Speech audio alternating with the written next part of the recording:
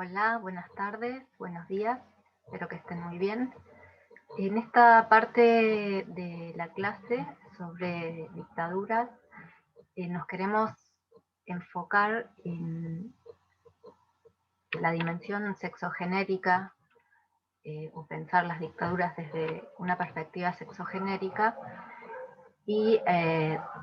sumar también la reflexión sobre el cine como fuente histórica a partir de un texto de Débora D'Antonio que vamos a comentar en unos minutos. Como señalábamos al principio del cursado, allá por marzo, cuando hicimos alguna referencia introductoria a la dictadura en parte para conmemorar el 24 de marzo, ya habíamos planteado que entendemos imprescindible pensar desde la dimensión sexogenérica cómo se desarrollaron las tecnologías represivas, el terrorismo de Estado y el disciplinamiento a la mayoría de la sociedad, ¿no? Durante esos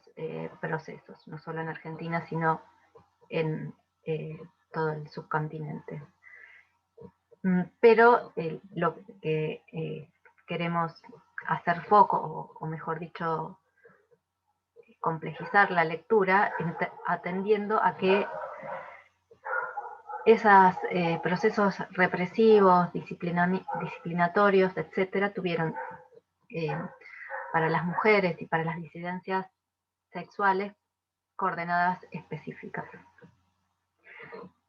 Entender las dictaduras y el terrorismo de Estado en esta clave implica varias posibilidades. Atender o bucear, buscar nuevos temas y problemas que a la luz de esta dimensión podamos sumar a lo que ya se sabe de ese proceso, releer con otros ojos los temas y fuentes ya estudiados y a su vez reorientar la búsqueda de nuevas fuentes. Es decir, para quienes hacemos historia, se trata de volcar una reflexión sobre todas estas variables para contribuir a incluir o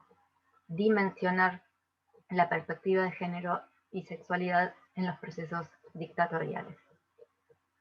Porque, como venimos diciendo desde el principio, incluirla implica aprender la complejidad de los procesos históricos. Porque nos importa o empezamos a entender entonces cómo las experiencias se viven, se manifiestan de manera diferenciada de acuerdo a nuestras corporalidades y sexualidades, y no solamente por la diferencia estructural de la sociedad capitalista, que es la diferencia de clases, ¿no? Una posibilidad es preguntarnos por la figura del terrorismo sexual, de la que hablan algunos autores, autoras, para referirnos a un tipo específico de la manifestación de la violencia en estos periodos, que como ya hablamos brevemente en marzo, pero también en el video anterior, no solamente alcanza la organización política de la sociedad, sino al conjunto de ella, incluyendo sus subjetividades, los vínculos entre las personas.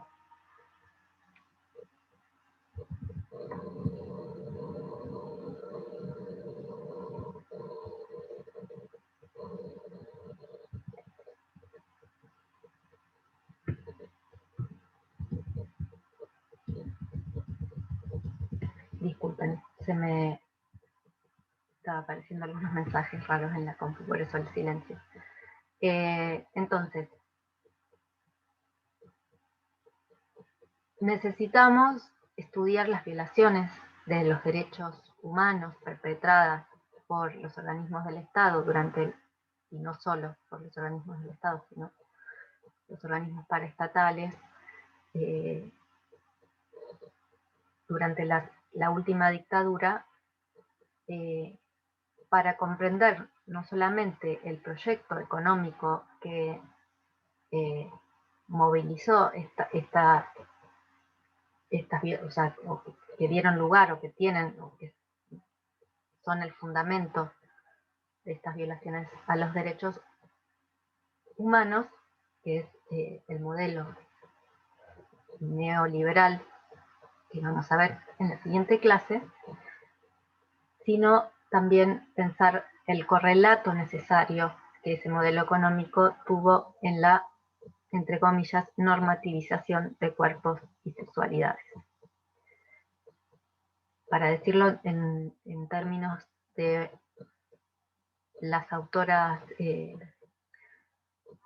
Laura Rodríguez Agüero y Alejandra Ciriza, la última dictadura, en Argentina por lo menos, implicó una revancha patriarcal y un reencauzamiento de la sociedad argentina en la moral cristiana occidental. Vamos a detenernos un poco en esta tesis de las autoras que acabo de mencionar para luego pasar al texto de Débora D'Antonio. Lo que plantean Ciriza y Rodríguez Agüero es que la incorporación de las mujeres al activismo político a partir de los años 60, o digamos, acá entendiendo que no es que es la primera vez, ya lo mencionamos, porque venimos viendo la participación política de las mujeres desde fines del siglo XIX, ¿no? Pero, digamos, esa incorporación masiva de las mujeres al activismo político va a generar necesariamente perturbaciones en el orden de las relaciones intergenéricas. Y es eso lo que el proceso de reorganización nacional, la última dictadura, se va a proponer restaurar.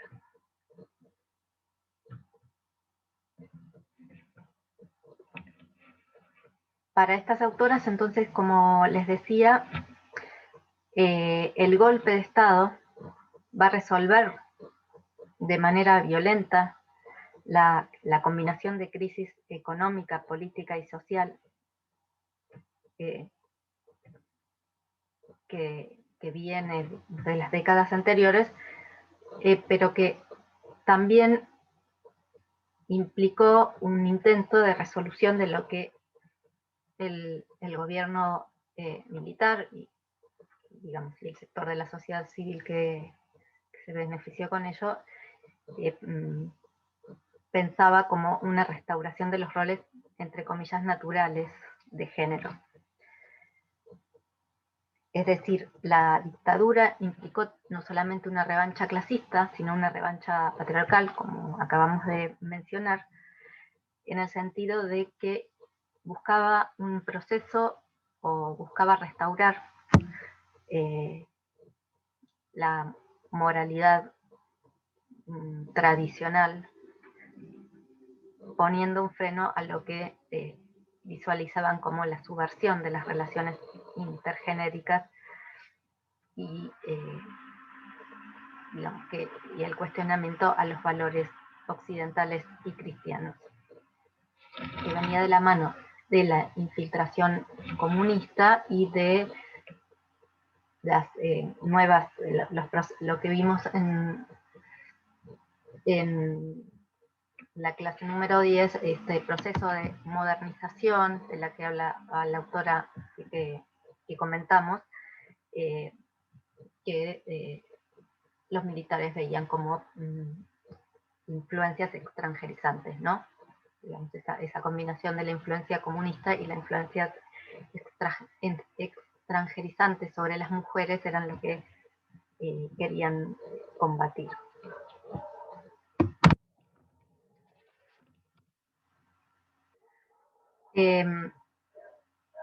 Por eso las autoras van a estudiar concretamente para la zona de Mendoza, sobre la que, digamos, comprueban estas tesis, que sería de todas maneras que podría pensarse para la totalidad del territorio argentino, por lo menos parcialmente, habría que rastrearlo en más investigaciones, pero rastrean las vinculaciones entre los sectores militares y parapoliciales con la derecha integrista y los sectores más conservadores de la Iglesia Católica.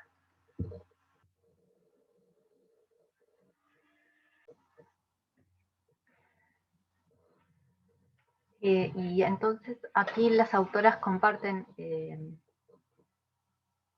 aunque con matices, una preocupación central que vamos a ver en el texto de Débora Antonio, ¿no? Digamos, esto que en apariencia parecería como una contradicción o como cierto, sí, digamos, como una contradicción o como cierta ambigüedad o doble discurso, ¿no?, de la dictadura. ¿Por qué? Porque en lo público la dictadura se presentaba como garante de la familia, de las buenas costumbres, de la moral cristiana, y en ese sentido esa garantía implicaba recuperar los roles de género tradicionales. Al mismo tiempo, la contracara de esto es que en los centros clandestinos de detención, el accionar parapolicial y de los militares implicó un tipo de represión absolutamente sexualizada, no solamente sobre mujeres, sino también sobre varones, como a las mujeres desmaternalizándolas, al sustraerles a sus hijas recién nacidas, violadas de manera sistemática, estigmatizadas como putas, y a los varones también siendo desmasculinizados, violados, vejados de diversas formas en su virilidad, digamos, en su masculinidad. Es decir, hay como una contracara, ¿no?, del discurso público. Por eso es importante entender que la represión tuvo una dimensión sexualizada sistemática sobre aquellos que eran aquellos que eran perseguidos y encarcelados.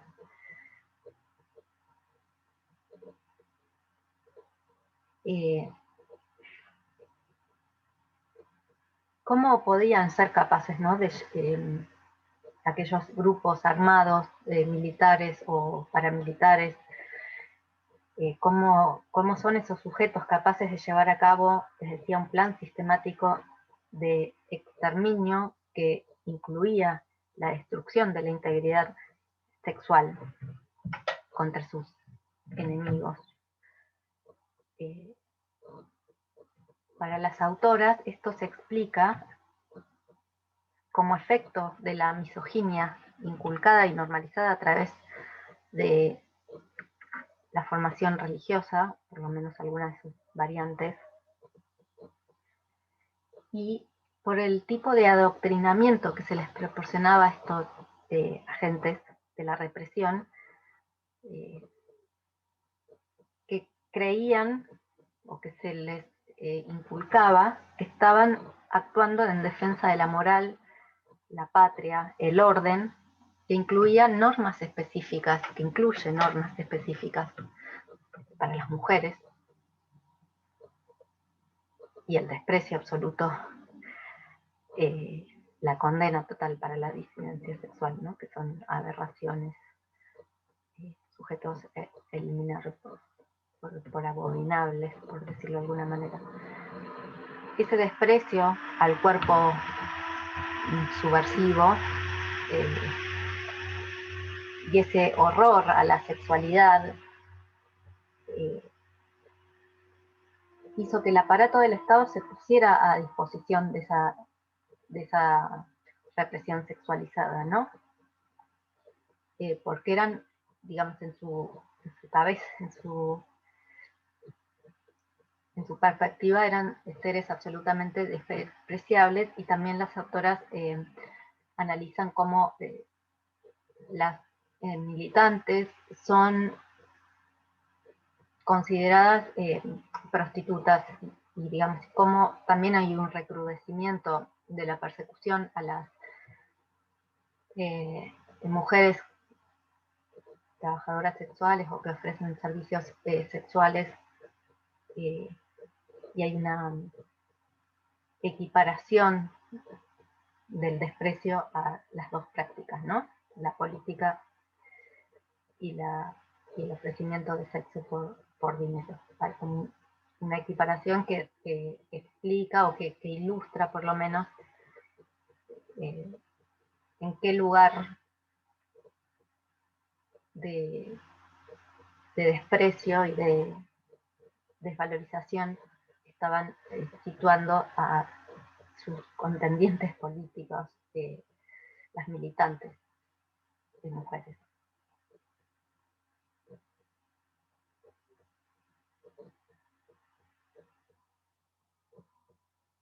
Es decir, y con esto cierro para pasar al otro texto, lo que tenemos que entender con estos, para entender el porqué de esta violencia sexualizada, es que hay una confluencia entre economía, política, moral y religión en quienes llevaron adelante las dictaduras, porque entendían que quienes estaban atentando contra la nación también lo estaban haciendo contra las bases morales de la misma y contra uno de sus pilares, que es el matrimonio heterosexual tal como ellos lo entendían, ¿no? Y los roles muy circunscriptos que para las mujeres era adentro del hogar.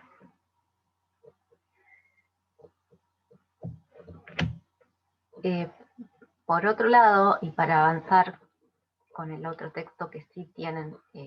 como bibliografía obligatoria, que es de la historiadora Débora D'Antonio, que se titula Las sexicomedias en la filmografía argentina durante los años de la última dictadura argentina, una lectura sobre el control y la censura. Allí la autora indaga desde una perspectiva histórica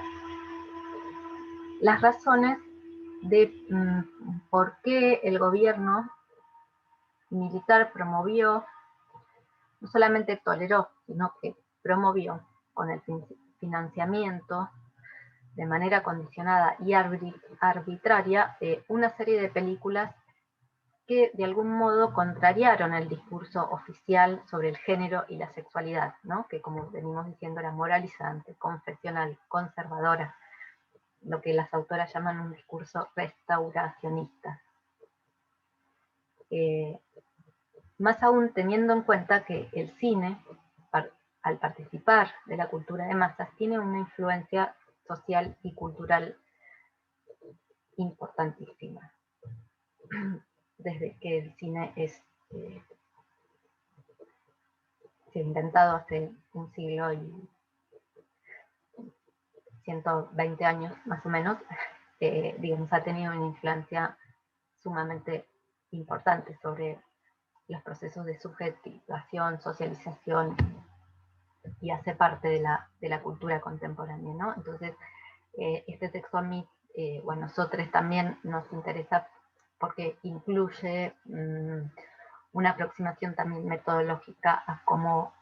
podemos interrogar desde la historia o desde el oficio de historiar al cine como fuente histórica. Entonces, para D'Antonio, estas películas expresaron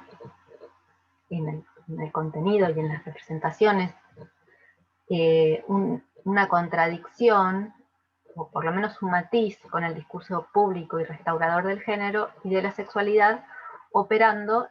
y acá uso los términos de la autora, un cuestionamiento de hecho con respecto a ese carácter restauracionista y normativo que se difundía desde el discurso público del Estado.